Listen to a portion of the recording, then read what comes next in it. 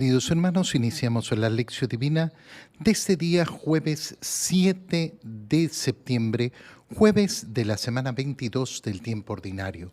Por la señal de la Santa Cruz de nuestros enemigos, líbranos, Señor Dios nuestro, en el nombre del Padre, y del Hijo, y del Espíritu Santo. Amén. Señor mío y Dios mío, creo firmemente que estás aquí, que me ves, que me oyes, te adoro con profunda reverencia, te pido perdón de mis pecados y gracias para hacer con fruto este tiempo de lección divina. Madre mía Inmaculada, San José, mi Padre y Señor, Ángel de mi guarda, interceded por mí. En este día, jueves, continuamos con la lectura de la carta de San Pablo a los Colosenses, capítulo 1, versículos 9 al 14. Hermanos, desde que recibimos noticias de ustedes, no hemos dejado de pedir incesantemente a Dios que los haga llegar a conocer con plenitud su voluntad por medio de la perfecta sabiduría y del conocimiento espiritual.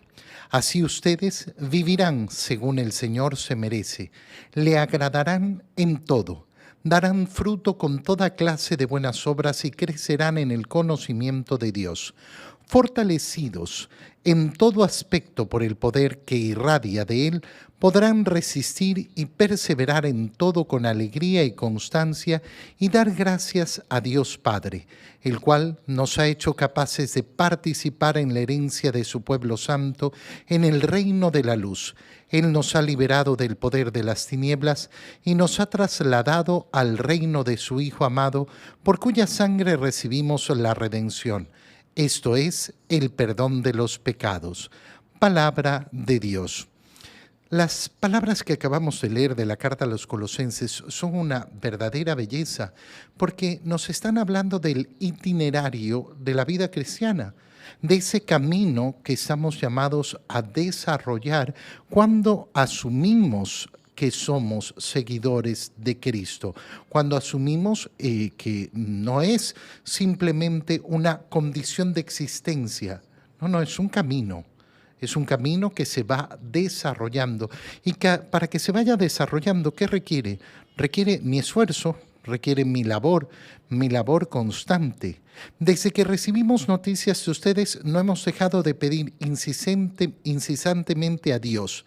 ¿Para qué? ¿Para qué pide San Pablo? Y lo dice con claridad, para que los haga llegar a conocer con plenitud su voluntad. Es decir, que ese conocimiento de la voluntad de Dios no se ha dado simplemente por el primer anuncio del Evangelio, por haber conocido a Cristo, por haber conocido el primer mensaje. No, tiene que darse un crecimiento en ese conocimiento. Hay que llegar a la plenitud. Por tanto, estoy desarrollando ese conocimiento de la voluntad de Dios. ¿Por medio de qué voy a conocer la voluntad de Dios? De la perfecta sabiduría y del conocimiento espiritual. Por medio de la perfecta sabiduría y del conocimiento espiritual. Y como sabemos, ese conocimiento espiritual, esa perfecta sabiduría, no pueden llegar en un solo momento. Por eso es tan importante que como cristianos sepamos que estamos aprendiendo, que estamos creciendo, que siempre estamos meditando más profundamente la voluntad de Dios, que siempre estamos indagando con más profundidad la palabra de Dios. Y entonces, dice San Pablo, así vivirán según el Señor se merece. Oye, qué bonita expresión. No según cómo nosotros nos merecemos, sino que vamos a vivir según cómo el Señor se merece. Es precioso, verdaderamente precioso. ¿Por qué? Porque San Pablo lo que está diciendo es que nosotros hemos sido creados para Dios y por tanto tenemos que vivir a esa altura, a la altura de Dios, a la altura del Señor. No es de acuerdo a lo que nosotros merecemos. Fíjate cómo cambia esto la forma en que observamos, en que vemos, en que medimos las cosas en la vida. Yo ando buscando lo que merezco yo, el trato que merezco yo, las cosas que merezco yo. No, yo ando buscando vivir a la altura de lo que se merece Dios. ¿Por qué? Porque al final del día yo no soy otra cosa que una ofrenda al Señor. Al entregarle mi vida a Él, ¿qué tengo que ser? Ofrenda. Y tengo que ser una ofrenda que valga la pena, una ofrenda que esté a la altura de Dios, según lo que el Señor se merece. Y entonces le agradarán en todo, darán fruto con toda clase de buenas obras y crecerán en el conocimiento de Dios. Es decir, en la medida que se vayan entregando al Señor, en la medida que se vayan dando a Él, se va a dar efectivamente ese crecimiento en el agradarle al Señor según lo que Él se merece, y dar fruto en las obras y en el conocimiento. Van a estar además fortalecidos en todo aspecto por el poder que irradia de Él. Podrán resistir y perseverar en todo con alegría y constancia y dar gracias a Dios Padre. Estas palabras también son sumamente importantes. ¿Por qué? Porque fíjate dónde está la fortaleza. Fortalecidos por Él, por el poder que irradia de Él, por la fuerza que irradia de Él. ¿Cómo podemos decir esto en otras palabras? En otras palabras podemos decir que nosotros no peleamos el combate cristiano con nuestra propia fuerza, sino que lo peleamos con su fuerza, con su gracia. Qué precioso es esto, porque tantas personas dan por perdida la batalla y dicen, es que no puedo, es que no me dan las fuerzas, es que no me alcanza. Pero si nunca nos han alcanzado. Nunca ha sido una novedad la debilidad del hombre. La debilidad del hombre no es ni novedad, ni es nada que no asumamos. La tenemos más que asumida. ¿Por qué? Porque siempre estará presente. La pelea y sobre todo la victoria en esa pelea no vendrá por nuestra fortaleza, sino por la fortaleza de Dios. Ella será la que nos hará poder resistir y perseverar. ¿Por qué? Porque el camino de fe no es simplemente el arranque, sino que se mide sobre todo en la perseverancia. Es en la perseverancia donde veremos efectivamente el camino de fe. Perseverar con todo, llenos de alegría y constancia. Llenos de alegría y constancia. ¿Cómo camina el cristiano entonces? Camina en la gracia de Dios, en la fortaleza de Dios, y así persevera. Y persevera en la medida que mantiene la alegría, en que es constante y da gracias a Dios, que nos ha hecho capaces de participar en la herencia de su pueblo santo en el reino de la luz. Es decir, ¿cómo se va a producir esa perseverancia? En la medida que nos demos cuenta de esa acción de gracias que viene justamente porque el Señor nos lo ha dado todo. Nos ha dado el poder participar de la herencia del pueblo santo en el reino de la luz. Es decir, que la perseverancia se da cuando yo tengo claro que ya estoy participando del reino, que ya soy parte de ese reino y lo que no quiero es perderlo, lo que no quiero es salir de él. Y entonces recuerda San Pablo, Él nos ha liberado del poder de las tinieblas, Él nos ha transformado al reino de su Hijo amado por cuya sangre recibimos la redención, es decir, el perdón de los pecados. Nosotros vamos a perseverar en la gracia de Dios, siendo siempre constantes en el conocimiento de lo que ya hemos recibido, del gran beneficio que Dios nos ha dado. En el Evangelio, leemos el Evangelio de San Lucas, capítulo 5, versículos 1 al 11.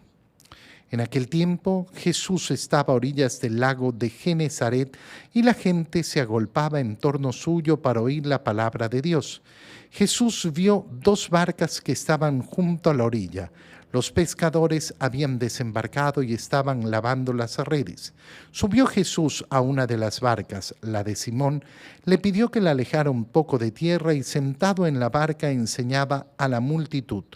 Cuando acabó de hablar, dijo a Simón: «Lleva la barca mar adentro y echen sus redes para pescar». Simón replicó: «Maestro, hemos trabajado toda la noche y no hemos pescado nada, pero confiado en tu palabra echaré las redes». Así lo hizo y cogieron tal cantidad de pescados que las redes se rompían. Entonces hicieron señas a sus compañeros que estaban en la otra barca para que vinieran a ayudarlos. Vinieron ellos y llenaron tanto las dos barcas que casi se hundían. Al ver esto, Simón Pedro se arrojó a los pies de Jesús y le dijo: «Apártate de mí, Señor, porque soy un pecador». Porque tanto él como sus compañeros estaban llenos de asombro al ver la pesca que habían conseguido. Lo mismo les pasaba a Santiago y a Juan, hijos de Zebedeo, que eran compañeros de Simón. Entonces Jesús le dijo a Simón: «No temas, desde ahora serás pescador de hombres». Luego llevaron las barcas a tierra y dejándolo todo, lo siguieron. Palabra del Señor. Primera cosa importantísima que vale la pena destacar del Evangelio que acabamos de leer. Estamos en el capítulo 5 del Evangelio de San Lucas. Recuerda que hemos empezado a leer el Evangelio de San Lucas este lunes a partir del capítulo 4. Ahora estamos ya en el capítulo 5, iniciando el capítulo 5. ¿Qué es lo que vimos en el capítulo 4? La predicación del Señor, el anuncio del reino. Ha iniciado en Cafarnaúm, pero después el Señor ha ido hacia Nazaret, la ciudad donde fue criado.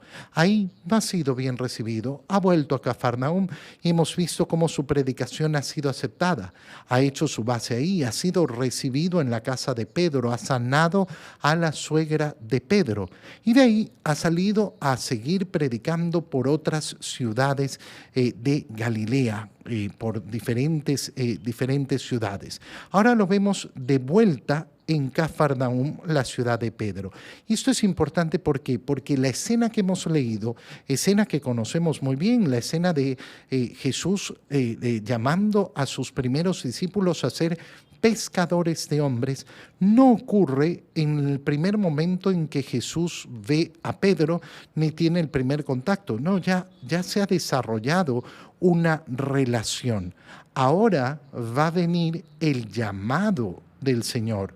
Pero no es que el Señor simplemente llamó a Pedro de la nada, no, ha habido un proceso, ha habido un camino, ha habido un conocerse, ha habido efectivamente un avance que llega a este punto en el cual el Señor ya quiere que dejen todo.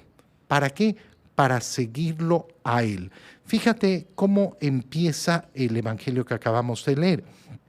Jesús está a las orillas del lago de Genesaret y la gente se agolpa en torno suyo para oír su palabra, es decir, que la gente está dispuesta a escuchar la palabra del Señor. En los otros evangelios vemos cómo se agolpan tanto que el Señor se ve obligado a subir a la barca. San Lucas simplemente nos dice que opta por subir. Jesús vio dos barcas que estaban junto a la orilla y sube a ella. Los pescadores habían desembarcado y estaban lavando las redes. Es decir, ¿en qué condición están esos pescadores? Esos pescadores han pasado efectivamente toda la noche pescando y ahora han terminado su labor y por eso están lavando las redes. Sube Jesús a una de las barcas. ¿Qué barca escoge? La de Simón Pedro. Le pidió que la alejara un poco de la tierra y sentado en la barca enseña a la multitud. Enseña a la multitud mientras seguramente los pescadores siguen con su tarea, mientras escuchan a Jesús cómo predica. Pero resulta que esa predicación termina. Se termina la predicación del Señor, termina de hablar y le dice a Simón: lleva la barca mar adentro y echen las redes para pescar. ¿Por qué esa acción se vuelve tan absurda? Se vuelve absurda en primer lugar porque ese día. Porque ese día, y eso va a costar que haya alguna pesca, y peor después de una noche en la cual no han pescado nada. ¿Cuál es el motivo? El motivo es muy sencillo. Durante el día la temperatura del agua sube en la superficie y por tanto los peces buscan aguas más profundas. Con las redes no se alcanzan esas aguas más profundas y por eso los pescadores salen en la noche para poder pescar cuando la temperatura del agua baja y los peces suben a buscar la comida, están más tranquilos en un nivel más superficial. Y por eso Simón Pedro replica: Maestro, hemos trabajado toda la noche y no hemos pescado nada. Y esto es muy importante, ¿por qué? Porque estamos hablando de la labor de Pedro, de aquello que él conoce, que sabe, que sabe. Y mira cómo se une esto con la primera lectura, donde veíamos ese proceso de conocimiento de la voluntad de Dios, que tenemos que irla conociendo a pesar de que parezca contrario al conocimiento que más tenemos, al conocimiento que tenemos como propio. Mira cómo Pedro podría haberle dicho al Señor: Señor, yo de esto sé, tú no sabes, tú eres carpintero, yo soy pescador. Hemos pescado toda la noche. ¿Pero qué le dice? Pero confiado en tu palabra, echaré las redes.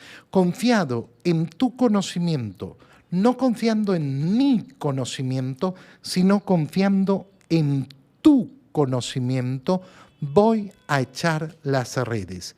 Y así lo hizo. Y cogieron tal cantidad de pescados que las redes se rompían. Esto se vuelve efectivamente un hecho asombroso y Pedro lo reconoce como un hecho asombroso. Mira cómo le hacen señas a sus compañeros que estaban en otra barca para que vinieran a ayudarlos. Vinieron y llenaron tanto las dos barcas que casi se hundían. Y entonces Simón Pedro se arrojó a los pies de Jesús y le dijo: apártate de mí, Señor, porque soy un pecador. ¿Qué está haciendo Pedro? Está reconociendo que esto es imposible, que esto no se puede dar de una forma natural, que él conoce muy bien cómo conoce la pesca y esto no es una pesca.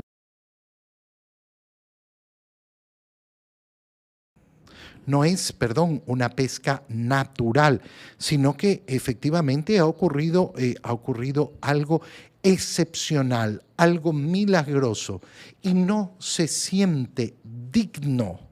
No se siente digno de lo que ha sucedido, no se siente digno de ser partícipe de esto. ¿Por qué? Porque soy un pecador. Es lo que sucede tantas veces en la mente de las personas. Yo no soy digno del Señor. Hermano mío, no hay ninguna novedad. Ninguna. Lo que decíamos en la primera lectura. Ay, es que no tengo la fortaleza, soy muy débil. Ninguna novedad. Ninguna novedad. La debilidad de cada uno de nosotros no es una novedad. La falta de dignidad de cada uno de nosotros no es una novedad. Y por eso lo vamos a decir todos los días, antes de comulgar: Señor, no soy digno. Simplemente no soy digno. Qué precioso es reconocer que no soy digno. ¿Por qué? Porque entonces puedo reconocer la gracia del Señor.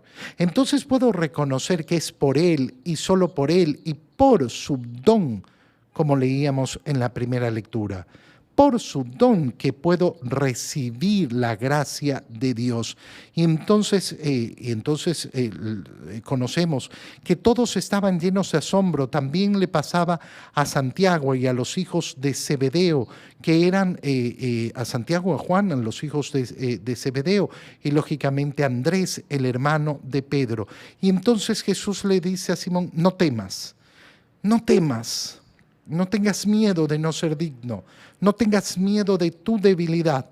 Desde ahora serás pescador de hombres. Luego llevaron las barcas a tierra y dejándolo todo lo siguieron. Es decir, ahora sí se ha producido este llamado formal del Señor. Desde este momento quiero que estén conmigo. Se les voy a dar un nuevo trabajo, una nueva misión. Desde este momento conocerán más profundamente cuál es mi voluntad para ustedes. Y por eso es que nosotros tenemos que estar también siempre preguntándole al Señor, ¿cuál es tu voluntad? ¿Qué quieres que hagamos nosotros ahora? ¿Cómo quieres que te agrademos ahora? Te doy gracias, Dios mío, por los buenos propósitos, afectos e inspiraciones que me has comunicado en este tiempo de lección divina. Te pido ayuda para ponerlos por obra. Madre mía Inmaculada, San José, mi Padre y Señor, Ángel de mi guarda, interceded por mí. María, Madre de la Iglesia, ruega por nosotros. Queridos hermanos, reciban la bendición del Señor Todopoderoso, en el nombre del Padre, y del Hijo, y del Espíritu Santo. Amén. Que tengan todos un muy feliz día.